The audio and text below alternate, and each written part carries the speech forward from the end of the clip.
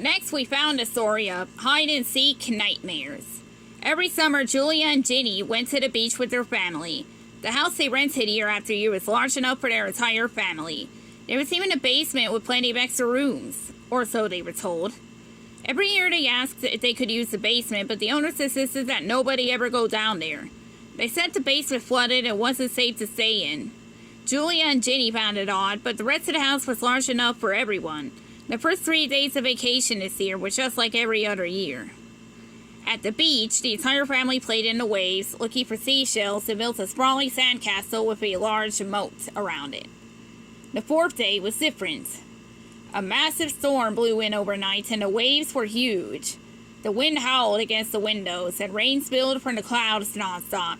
Julia and Ginny didn't let the bad weather dampen their spirits. They decided to play the most epic game of hide-and-seek ever. After a few rounds, they were running out of new places to hide, so when Ginny covered her eyes and started counting, she wasn't surprised to hear footsteps quietly descending the stairs into the basement. "Ready or not, here I come," Ginny shouted, taking off down the stairs. She had never been to the basement, so she was shocked when she reached the bottom step and the atmosphere suddenly changed. The air was cooler and quieter. She couldn't hear any of the waves or the wind above, so she instantly got the chills. But she was pretty sure that Julia was down here too, so she pushed forward. Along the hallway, there were at least 10 doors on either side. Ginny slowly, opened each one. Briefly, looked around, then quietly closed the door. Every room was damp, dark, and entirely empty.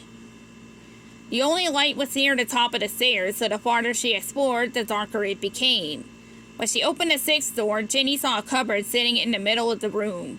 The cabinet door was rocking back and forth slightly, like someone had recently touched it. She leaped forward, yelling, "Aha! I found you!" But when she opened the door, she gasped. Yes, Julia was there, but only half of her. She was holding onto the cupboard for dear life with her hands, while her bottom half was being pulled into a black vortex in the back of the cupboard. She looked like she was screaming, but Ginny couldn't hear anything. Ginny grabbed Julia's hands and pulled with all her might. But Julia only slipped farther back into the cupboard. Ginny pulled and pulled and pulled. She couldn't feel Julia fighting, even though she couldn't hear anything. Julia's body twisted side to side like she was kicking and trying to crawl her way out of the cupboard. Eventually, Ginny felt Julia budge a little, so she pulled harder and got a little more leverage. She gave one last tug with every ounce of energy left, and pop! Julia was free and tumbled onto Ginny. Without another word, both girls got up, realized they were okay, and ran up the stairs swiftly and silently. They never spoke of the incident again. The end.